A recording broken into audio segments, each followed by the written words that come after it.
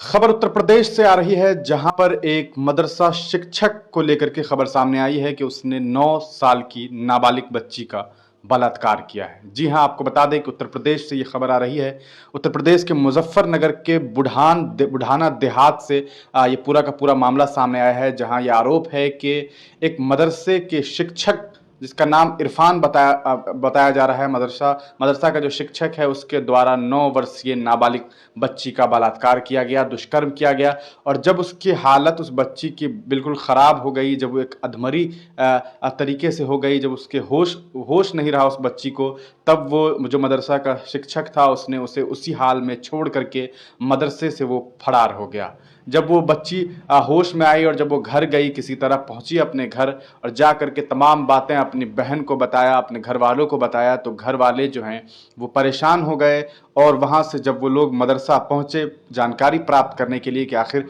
पूरा मामला क्या है, तो मालूम चला कि मदरसे का जो शिक्षक है वो वहाँ से फरार हो गया है। इस पूरे मामले को सामने आने के बाद, इस पूरे मामले के सामने आने के बाद पूरे जो आसपास का इलाका है वहाँ पर हड़कंप मच गया कि किस तरह से मदरसे जैसे संस्थान में जो शिक्षक था उसने इस तरह का कृत्य किया है। आपको बता दें कि अगर आप इस पूरे मामले को देखेंगे, हम आपको पूरा मामला पहले बताते हैं, उसके बाद आपको बताते हैं कि इसको लेकर के क्या कुछ कानूनी कार्रवाई अभी तक हुई है। इस पूरे मामले में आपको बताएं कि जब मदरसे में ये जो बच्ची है, जो शनिवार को सुबह 9 बजे वो बच्ची जाती है पढ़ाई करने के लिए, और वहाँ पर तमाम बच्चियों के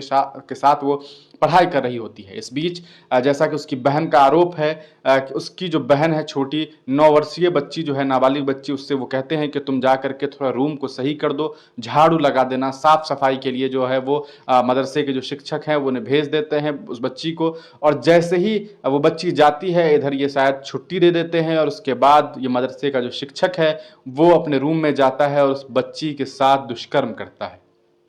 ये घिनौना काम वो जब कर लेता है, उस बच्ची को बुरी तरीके से उसके साथ दुष्कर्म करता है, उसके बाद उसे अधमरा छोड़ करके वो वहाँ से फरार हो जाता है। लड़की बच्ची घर जाती है, घर जा करके सब कुछ जब बताती है, तब जो बहन है उसकी बड़ी वाली, वो जा करके शिकायत करती है थाने में। थाने में जा करके वो तमाम बातें बताती है कि इस तरह से मेरी जो बहन है छोटी, उसके साथ मदरसे का जो शिक्षक है जिसका नाम इरफान है, उसने बलात्कार किया है। उस पूरे मामले के बाद जो पुलिस प्रशासन है वो मदरसा पहुंची और मदरसे पे जा करके छापेमारी की। मदरसा बंद था, वहां पर से जो शिक्षक था वो फरार था। उसके बाद उसकी ढूंढ और तलाश शुरू हो गई। 24 घंटे के अंदर में वहाँ की जो पुलिस प्रशासन है उसने उस कह सकते हैं उस इंसान को खोज लिया जिसके ऊपर यह आरोप है कि उसने बलात्कार किया है, और उसे अभी तत्काल जेल में भेज दिया गया है। इस पूरे मामले के बाद जो बच्ची है उसकी हालत नाजुक है, उसकी तबीयत सही नहीं है और इसी वजह से उसे मेरठ के एक अस्पताल में एडमिट कर दिया गया है। मेरठ के सरकारी अस्पताल में अभी वो इलाजरत है।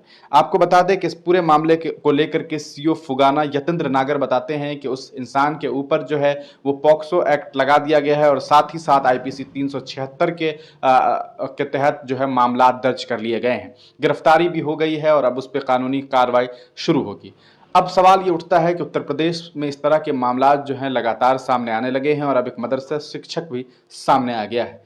आपको हम बता दें कि इस तरह के कई सारे मामला जो हैं लगातार उत्तर प्रदेश से आ रहे हैं, लगातार वहां से बलात्कार की खबरें आ रही है। अब चूंकि मामला जो है वो मदरसे से जुड़ा हुआ है, तो हम आपको इतना बताना चाहेंगे कि इस्लामी कानून के हिसाब से ऐसे लोगों पर कम से कम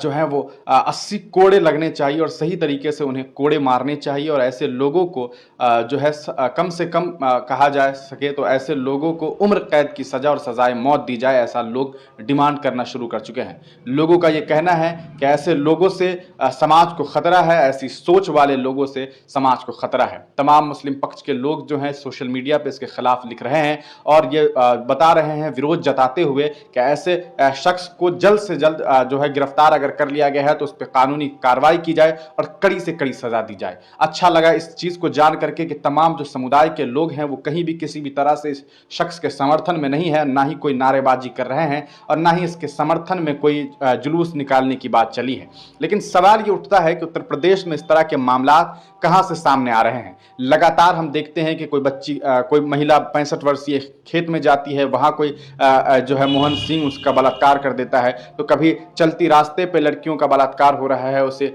लिफ्ट देने के नाम पर बलात्कार हो रहा है और लगातार दुष्कर्म के ऐसे ऐसे मामला उत्तर प्रदेश से सामने आ रहे हैं जो बता रहा है कि सीएम योगी जो है वो उत्तर प्रदेश को संभाल नहीं पा रहे हैं। लगातार हम देखते हैं कि किस तरह से रोज 2, 4, 5 केस उत्तर प्रदेश से आ ही रहे हैं और रोज का रोज ये मामला सामने आ रहा है। ऐसा लगता है कि एक मामूल बन गया है कि रोज सुबह उठिए और अखबार की सुर्खियों में देखिए कि उत्तर प्रदेश में किसी बच्ची के साथ बलात्कार हुआ है। इस तरह के मामला सामने के आने के बाद जो विपक्ष के नेता हैं वो भी लगातार जो है उत्तर प्रदेश पर अब जंगल राज, उत्तर प्रदेश की जो सरकार है उस पर जंगल राज बनाने का इल्जाम लगा रही है और कहीं ना कहीं ये बात सही है।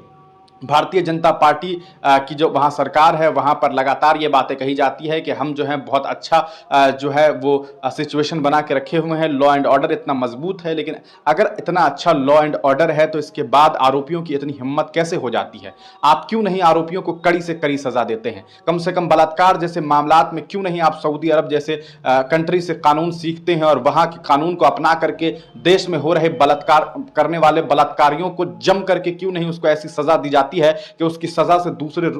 का जो रूह है वो कांप उठे? और किसी ने अगर ये सोचा भी होगा और अगर किसी ने जीवन में इस तरह का काम किया भी होगा तो वो कांप उठेगा और आने वाले वक्त में कभी उसकी हिम्मत ना होगी कि किसी बच्ची की तरफ सिर्फ आंख उठा करके देख सके। बलात्कार तो दूर की बात है, लेकिन कहीं ना कहीं भारतीय न्याय व्यवस्था में एक अमेंडमेंट की जरूरत है और लगता है लोगों को भी ऐसा लगने लगा है। और ऐसा नहीं है कि सिर्फ मुसलमान जो है वो, बल्कि हिंदू धर्म के भी कई सारे लोग जो हैं अब इस मामले में इस्लामी कानून का इंतजार कर रहे हैं कि इस तरह के कानून को जो है यहां पर नाफिज कर दिया जाए ताकि इस तरह के जो भी मामला सामने आ रहे हैं ऐसे में उस तरह के कानून का इस्तेमाल करके ऐसे लोगों को सजाए मौत जैसी सजा दी जाए, उस पर जम करके कोड़े मरवाया जाए और न सिर्फ इसे प्राइवेट कह सकते हैं चैम्बर में, बल्कि उसे बाहर सड़कों पर ला करके लोगों के बीच में कंकर मारे जाए, पत्थर मारे जाए, ताकि लोगों के बीच में यह मैसेज जा सके कि देखिए हमारे यहां बलात्कारियों की क्या सजा दी जाती है, ताकि दूसरा कोई हिम्मत न कर सके। लेकिन कहीं ना कहीं प्रशासन और जो सरकारी व्यवस्था है वो उस हिसाब से टाइट नहीं और वो लोग चाहते नहीं है या पता नहीं उनकी नियति क्या है। ऐसे लोगों को